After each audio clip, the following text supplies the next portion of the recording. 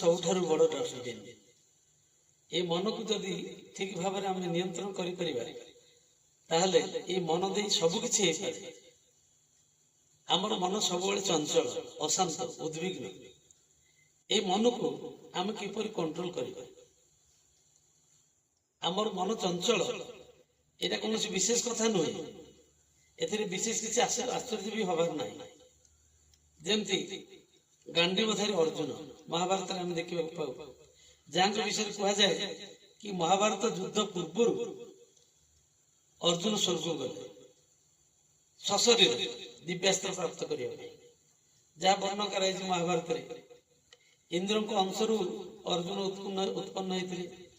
ସେଇ ଇନ୍ଦ୍ରଙ୍କ ସଭାରେ ଉର୍ବଶୀଙ୍କର ନୃତ୍ୟ ହେଉଥିଲା।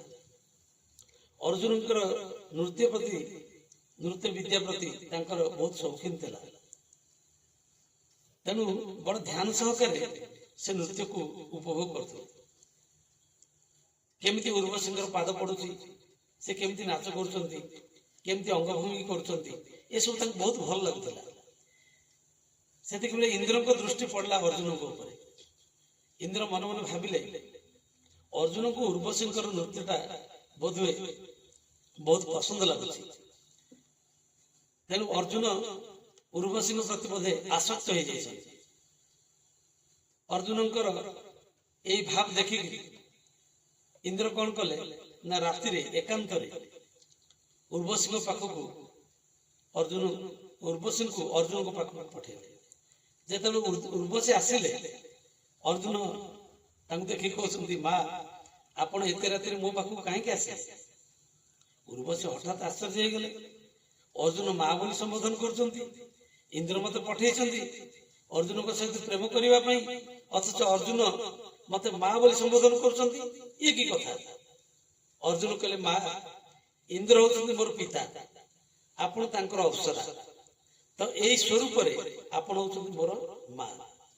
একথা କହିବାର ତାତ୍ପର୍ଯ୍ୟ ହଉଛି ଯୋଉ ଉର୍ବଶୀଙ୍କର ସାମ୍ନାରେ ବଡ ବଡ ମୁନି ଋଷି ମାନେ ବି ପଥଭ୍ରଷ୍ଟ ହେଇଯାଇଛନ୍ତି, ସେଠି କିନ୍ତୁ ଅର୍ଜୁନ ପାସ୍ କରିଗଲେ, କୃତକାର୍ଯ୍ୟ ହେଇଗଲେ। ଅର୍ଜୁନଙ୍କର ନିଜ ମନ ଉପରେ ଏତେ କଣ୍ଟ୍ରୋଲ ଥିଲା। ଇଏ ତ ବହୁତ ପରର କଥା।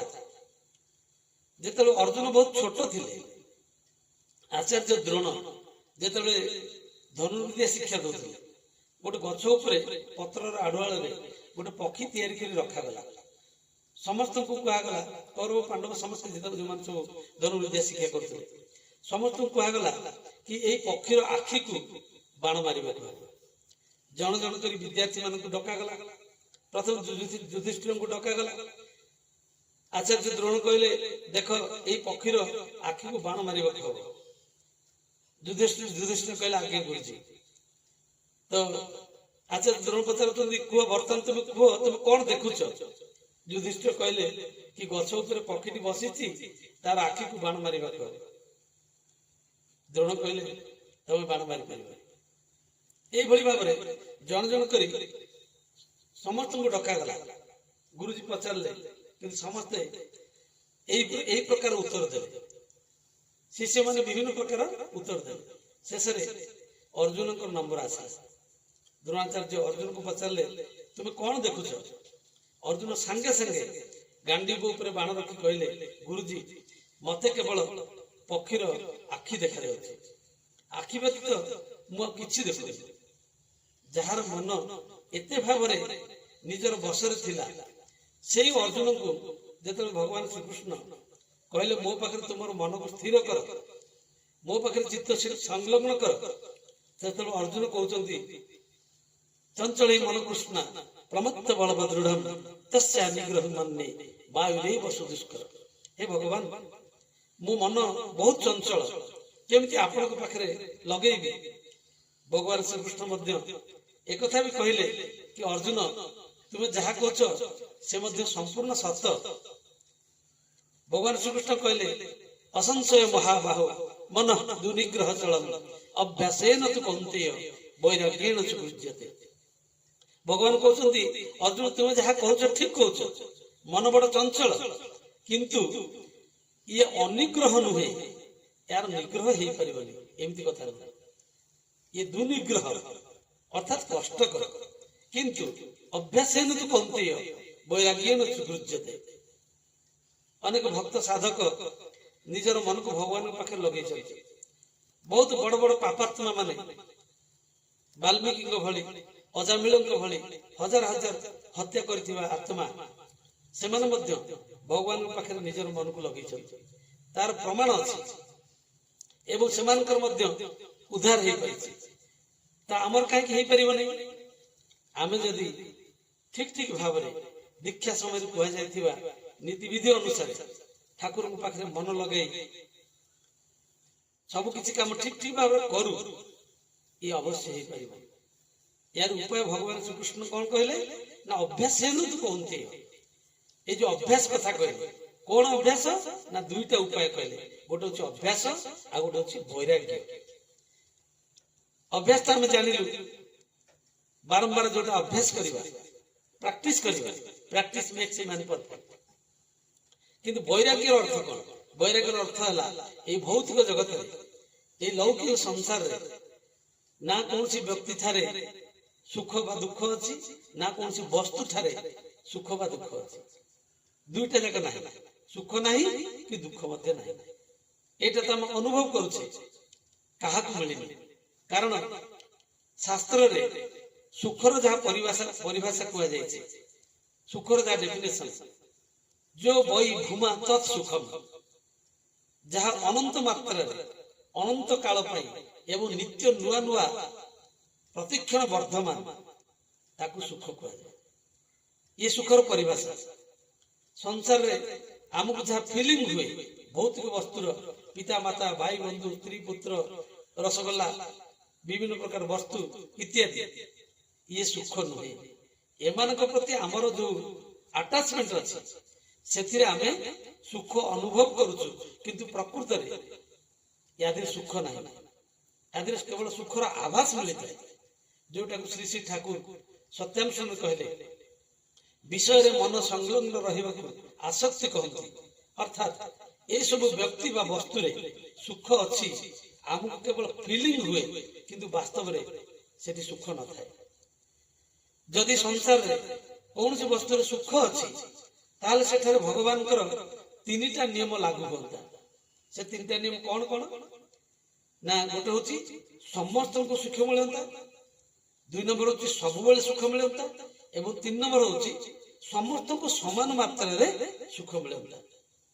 जमती उदाहरण देले चीनी रे मिठा अछि, तो चीनी समस्त को मीठा लगे, सबुबेले मीठा लगे एवं समान मात्रा रे मीठा लगे।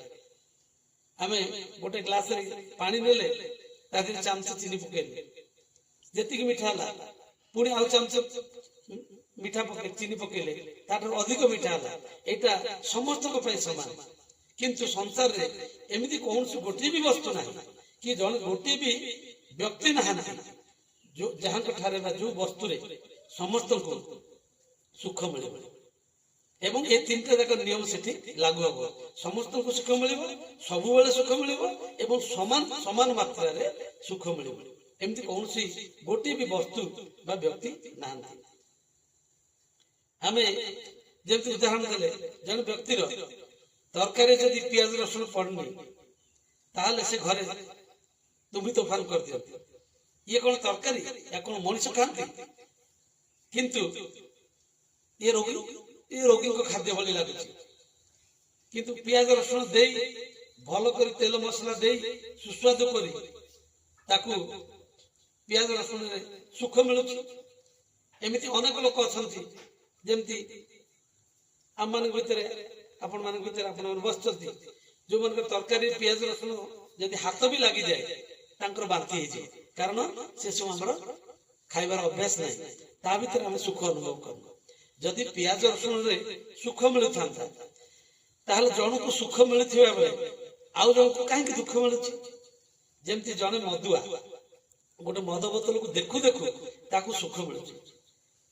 वर्तमान से मद पीनी खाली देखिछि किंतु ताकू सुख मिलुछि।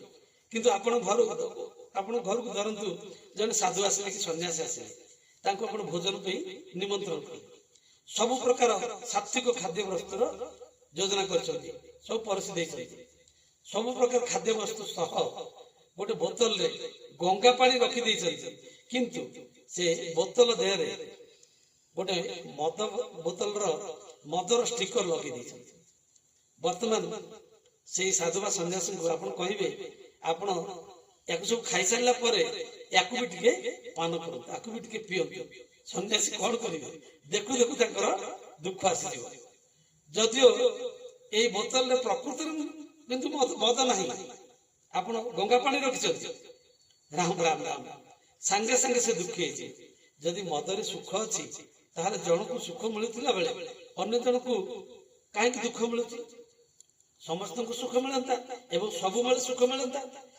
जदि रसगोल्ला सुख अच्छी तो वर्तमान आपण जन को जने रसगोल्ला खाई खूब भल पाउछि आपण ताको गोटी रसगोल्ला देले से खूब आनंद रे महा आनंद रे से रसगोल्ला का खाइबे एवं ताको पछरे केमिति लागुछि ना बहुत भल लागुछि बहुत सुख सुख लागुछि। तापरे आउ गोटे रसगोल्ला देले द्वितीय रसगोल्ला रे ताको पछरे केमिति सुख लागुछि ना प्रथम रसगोल्ला ठारू टिके कम सुख लागुछि। तृतीय रसगोल्ला देले केमिति लागुछि केते सुख लागुछि ना ता ठारू आउ टिके कम सुख लागुछि। सेमति चतुर्थ रसगोल्ला देले तापर से कहबो पूरा कम मता सुख लागुनि। पंचम रसगोल्ला जेतले आपण देबे बा षष्ठ रसगोल्ला देबे तापरे आपण जे जबरदस्त खुआइबे ताल से कोन कहबो ना मत कोन मारिबो ने कोन सेते बेले जो रसगोल्ला ताको सुख मिलुथिला ताको दुख मिलिबाको आरंभ कला। प्रत्येक वस्तु रे एमती हेताय केवल हम चिंता करिबा जदि वस्तु रे सुख अछि पर काहे कि दुख मिलुछि। सेमति गोटे पुओटे माँ पुओ भीतर जो संपर्क पुओ स्कूल जाइछि 6-7 घंटा स्कूल रे रहला परे स्कूल रु आसला माँ जेमति ताको देखि देला संगे संगे 7 घंटा देखिनी संगे संगे ताको कुंडे की धरला। प्रथम मिनिट रे जेति सुख मिलला द्वितीय रे टिके कमी जिवो तृतीय रे टिके कमी जिवो चतुर्थ मिनिट रे कमी जिवो 5 मिनिट होला बेलकु आपण देखि सेते माँ कहबे जा खेलिबा जा मोर काम अछि जा खेलिबा जा। पुओ सेते कहछि माँ मते आहुर टिके गेल कर मते तुमको कुंडे की धरले मते भल लागुछि सेते माँ कोन कहबो जा जा देर झाड़ बाहर गंध होउछि मोर कोन काम नाही।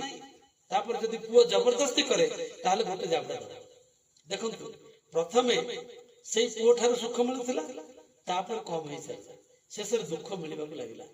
तेनु हमको ए सिद्धांत रे पहुंचबक हबो जे संसार रे कोनोसी वस्तु बा व्यक्ति थारे सुख नाही ये केवल हमर भ्रम आमे केवल सुख मानुछु प्रकृति रे किंतु सेतिरे सुख नाही।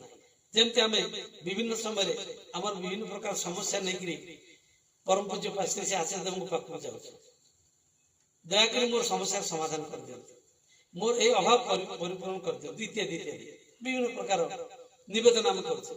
आचार्य देव को पाखे लंबा लाइन लागुछि किंतु आमे एटा भूली जाउछे जे श्री श्री ठाकुर कहउछन्ति आशीर्वाद माने अनुशासनवाद। आशीर्वाद पाइबा को हेले हमको आशीर्वाद पाइबार योग्य होबा को पड़िबो योग्य विवेचित होबा को पड़िबो ताहले आमे आशीर्वाद धरि रखि परिबो। जेमति आपण को निया दरकार किंतु ए निया को धरि रखिया पई आपण ओटे पेपर नै कि गले से पेपर जदि आपण को निया दिया जीवो से पेपर कोन निया को धरि रखि परिबो ना कारण पेपर रे नियाटा रहिबनी संग संगे पेपर टाको जाली दबो।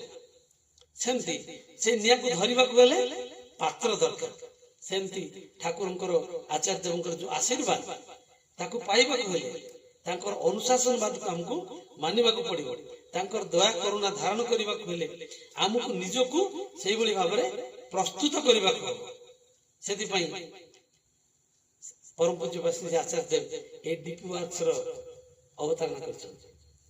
आचार्य देवंकर निर्देश हला ए साधनार भीतर दे ए साधनार कथा हमको प्रत्येक घरे घरे जाई प्रत्येक मनुष्य पाखरे पहुंचेबा को पड़िबो कहिबा को पड़िबो। ठाकुर कहउछन सत्यानुष्ठान रे करिबा ही पाइबार जननी न करि जे पाइबा को चाहे दुख तार पछरे जाय। हम कोन भाबो ना केवल दीक्षा नै गेले हे जीवो दीक्षा नहीं गले तो ହେଇଗଲା केवल जगन्नाथ पाक गले वर्षक थरे प्रणाम करके आसिले भोगराग कर दे के आसिले ହେଇଗଲା किंतु सेतिरे किछि हबनी बहुत मनीष एया भाबिकरी दीक्षा नहीं थांती आम अनेक समय से भली जाजन करिकी लोक को दीक्षा नहीं था तुम दीक्षा नहीं जाओ एटा तुम रह जाओ तुम दीक्षा नहीं जाओ तुम चाकरी प्रमोशन हो जाओ तुम दीक्षा नहीं जाओ तुम झीर बाहागर हो जाओ तुम दीक्षा नहीं जाओ तुम घरटा कंप्लीट हो जाए एवं ए उद्देश्य मध्य अनेक दीक्षा नहीं था जे मते किछि करबा को पड़िबनी केवल दीक्षा नहीं गले हबो तेनु नकरी पाइबार जो आशा ये मनीष माने बहुत ठकी जाते आ शेष ठाकुर को दोष दे सत्संग को दोष दे दीक्षा छाड़ी जाते बा ठाकुर पाखर दूर को चली जाते तेणु निजक आशीर्वाद पाइबार अधिकारी भाव तैयारी नक आशीर्वाद आशीर्वाद चित्कार कले किछि भी मिलबनी ताठर बोकामी कौन अच्छी श्री श्री ठाकुर श्री श्री बरदा कहते दीक्षा निये नियम मत करले तबे हय उन्नत जदि भी ठाकुर आचार्य तांकर सबुतक आशीर्वाद आम उपरे ढाली दियंती ताहले आमे ताकू सही परिबानी ध्वंस हो जाए केमति जानछन्ती जेमति आपण देखिथिबे जने बहुत गरीब लोक ओळे खाइले ओळे उपास बसे देखिला बहुत कष्ट चले तो हठात देखा गला से गोटे लॉटरी टिकेट किनी मात्र 10 कोटी टका दे गोटे टिकेट किनी से टिकेटा किंतु तार एमिति भाग्यर आसिला जे से टिकेटा से जीति जाइछि तार गोटे 10 कोटी टंकार गोटे लॉटरी उडी जाइछि अनेक क्षेत्र मध्ये एमिति देखा जाइछि आपण देखिबे जो लोकटा एते गरीब जीवन में केबे से कोटी टंका कि 1000 टंका 5000 से देखिनी से तो शुणी देला जे तार 10 कोटी टंकार गोटे लॉटरी उठी जाइछि शुणिबा मात्रे आपण देखिबे से लोकटार हार्ट फेल जाइछि कारण से कोटी टंका देखिनी हातर भी धरिनी किंतु शुणु शुणु तार ए अवस्था है यार अर्थ दुख बा सुख को सहिबा पई हमर अंतःकरण रे बहुत कम शक्ति अछि तेनु भगवान सुख को हमें सही परिबानी से तो अनंत सुखर भंडार जे दिन दुनियार मालिक जे अनंत कोटि विश्व ब्रह्मांडर मालिक तांको पाखरे अदय की अछि ठाकुर कहते परम पितार काছে अदय की আছে तांको पाखरे अदय किछि नाही से सब दबा पे चाहते किंतु हमको साधना भीतर दे अधिकारी बनिबा के पड़िबो अर्थात जहाँ श्री ठाकुर कहते से जजन जहाँ निष्ठवती स्वस्थनी सदाचार परायण है आचार्य देवंकर आदेश निर्देश को पालन करी हमको योग्य विवेचित भाव पड़े अधिकारी हवा पड़े तेणु ठाकुर कहले ये साधना कौन ये तपस्या कौन उषार निशारे मंत्र साधन चला फेरिबारे जप यथा समय इष्ट को निर्देश मूर्त करवा ही तप ठीक से भाव ये सुखर कथा गला सेमती संसार दुख मध्य नहीं ठाकुर कहते सुख किंबा दुख कहारी प्रकृतिगत नुहे ताकू इच्छा कर दिले ही तोड़ी दिए जाए सेमती संसार रे कौन सी वस्तु ठारे बा कौन सी व्यक्ति पाखे दुख मध्य नहीं आम केवल दुख मानुचु तेणु आमको दुख फिलिंग होची वास्तव रे किंतु दुख बोले मध्य किछि नाही भगवान श्री कृष्ण गीता रे कहले ध्यायत विषयानुपुंस संगस्ते सुपजायते संगात संजायते काम कामात् क्रोधा विजायते क्रोधात् भवति सम्मोहम् सम्मोहात् श्रुति विभ्रम श्रुति भ्रंशात् बुद्धिनाशात् प्रणश्यति अर्थात कौन सी विषय रे बारंबार चिंतन करबा फल से वस्तु बा विषय प्रति हमर आसक्ति बढ़ी जाए अटैचमेंट बढ़ी जाए जेमती जने मां छुआ जन्म करुची बारंबार से छुआ प्रति जो आसक्ति ताकू भल पाइबा तार भीतर दे ता प्रति गोटे अटैचमेंट आसक्ति सृष्टि होची हठात देखि देबे से छुआर देह असुस्थ हला कि से छुआटा कौन से कारण रो रोगग्रस्त हला कि मरि गला देखे तार दुख अछि कारण से छुआ प्रति तार अटैचमेंट बढ़ी जाई सेमती गोटे कुकुरटे हाड़ खाउची हाड़ किंतु रस नहीं हाड़ कौन से रस बाहर ସେ ହାଡ ଖାଇକି ତା ଦାନ୍ତରେ ଆଘାତ ଲାଗିକି ଦାନ୍ତ ମାଢିରେ ଆଘାତ ଲାଗିକି ଦାନ୍ତ ମାଢିରୁ ରକ୍ତ ବାହାରୁଛି, ନିଜର ରକ୍ତକୁ ସେ ଶୋଷୁଛି, ନିଜର ରକ୍ତକୁ ସେ ଖାଉଛି ଏବଂ ମନେ ମନେ ଭାବୁଛି ଏ ହାଡରୁ ରକ୍ତ ବାହାରୁଛି, ମୁଁ ହାଡରୁ ରସ ଖାଉଛି, ୟାର ଭିତରେ ସୁଖ ଅଛି। ଠିକ ସେଇଭଳି ଭାବରେ ଯେକୌଣସି ବସ୍ତୁରେ ଯେତିକି ମାତ୍ରାରେ କୌଣସି ବସ୍ତୁ ବା ବ୍ୟକ୍ତିରେ ଆମର ଆସକ୍ତି ଥାଏ, ସେଇ ବସ୍ତୁ ବା ବ୍ୟକ୍ତି ଆମ ପାଖରୁ ଛଡେଇ ନେଲେ ବା ଆମ ପାଖରୁ ଦୂରକୁ ଚାଲିଗଲେ ଆମକୁ ସେଇ ପରିମାଣରେ ଦୁଃଖ ବା ସୁଖ ମିଳେ। ତେଣୁ ଦୁଃଖ କାହାରି ପ୍ରକୃତିଗତ ନୁହେଁ। ସେଇ ଯୋଉ ସୁଖ, ସେ ସୁଖ କୋଉଠି ମିଳେ ନା ପ୍ରକୃତରେ ସୁଖ ସେଇଠି ମିଳେ ଦୁଇଟା ଜାଗାରେ। ଗୋଟିଏ ହଉଛନ୍ତି ଶ୍ରୀ ଶ୍ରୀ ଠାକୁର ଏବଂ ତାପରେ ହଉଛନ୍ତି ଶ୍ରୀ ଶ୍ରୀ ଠାକୁରଙ୍କର এই ଜାଗତିକ ଦୁନିଆରେ ଭୌତିକ ଦୁନିଆରେ ଅବର୍ତ୍ତମାନରେ ସେଇ ତତ୍ସ୍ଥଳାଭିଷିକ୍ତ ତତ୍ତ୍ୱପା ତନ୍ନିଷ୍ଠ ସେଇ ଈଶ୍ୱରଙ୍କର ଜୀବନ୍ତ ପ୍ରତିନିଧି ସେ ହଉଛନ୍ତି ଆଚାର୍ଯ୍ୟ ଦେବ। ତାଙ୍କ ପାଖରେ କେବଳ ସେଇ ସୁଖ ଅଛି, କାରଣ ସେ ସମସ୍ତଙ୍କର ସୁଖ ଚାହାନ୍ତି। ଏବଂ ପରମ ପୂଜ୍ୟ ଶ୍ରୀ ଶ୍ରୀ ଆଚାର୍ଯ୍ୟ ଦେବ ଅବିରତ ଭାବରେ এই କଥା କହି ଚାଲିଛନ୍ତି, ଆମେ କେମିତି ସୁଖରେ ରହିବା, ଶାନ୍ତିରେ ରହିବା, ଆନନ୍ଦରେ ରହିବା, ଠାକୁରଙ୍କୁ ଉପଭୋଗ କରିବା ଏବଂ ଦୁଃଖ ଆମକୁ ସ୍ପର୍ଶ କରିବ ନାହିଁ, ତାର ଉପାୟ ପ୍ରତି ମୁହୂର୍ତ୍ତରେ ସେ ଆମକୁ ଦେଇ ଚାଲିଛନ୍ତି। କିନ୍ତୁ ଆମେ ତାଙ୍କ କଥା ଶୁଣୁନେ, ଆମ ନିଜ ଇଚ୍ଛା ଅନୁସାରେ ଆମ ମାଫିକ ନିଜ ମାଫିକ ଆମେ ଚଳିବାକୁ ଚେଷ୍ଟା କରୁଛେ, ଯାହା ଫଳରେ ଆମକୁ ଦୁଃଖ ମିଳୁଛି। ଯେତେବେଳେ ଆମେ ସୁଖ ମାନୁଛୁ ସୁଖ ମିଳୁଛି, ଯେତେବେଳେ ଦୁଃଖ ମାନୁଛୁ ଦୁଃଖ ମିଳୁଛି। କିନ୍ତୁ ଏ ଦୁଃଖ ସୁଖର ଊର୍ଦ୍ଧ୍ୱରେ ରହିକି ସେଇ ଈଶ୍ୱରଙ୍କ କାର୍ଯ୍ୟରେ ଆମେ ଲାଗି ରହିଲେ, ସେଇ ଇଷ୍ଟକର୍ମ କରିଚାଲିଲେ, ଯାହା ଆଚାର୍ଯ୍ୟ ଦେବ କହୁଛନ୍ତି এই ଡିପି ୱାର୍କସ ଭିତର ଦେଇ ତାଙ୍କ କାମ କରିବା ଭିତର ଦେଇ ଆମକୁ ସେଇ ପ୍ରକୃତ ସୁଖ ମିଳେ। ଆଚାର୍ଯ୍ୟ ଦେବଙ୍କ କଥାକୁ ଆମେ କଣ୍ଟାଏ କଣ୍ଟାଏ ଯଦି ମାନିକି ଚଳୁ, ତାହେଲେ ନିଶ୍ଚିତ ଭାବରେ ଆମେ ସୁଖ ଶାନ୍ତି ଆନନ୍ଦ ରହିବା ଏବଂ ଆମେ ଆନନ୍ଦ ରହିଲେ ସେ ଆନନ୍ଦ, ସେ ଖୁସି ହେବେ, ସେ ଖୁସି ହେଲେ ତସ୍ମିନ୍ ତୁଷ୍ଟେ ଜଗତ ତୁଷ୍ଟ ପ୍ରୀଣିତେ ପ୍ରୀଣିତମ୍ ଜଗତ। ଜୟ ଗୁରୁ।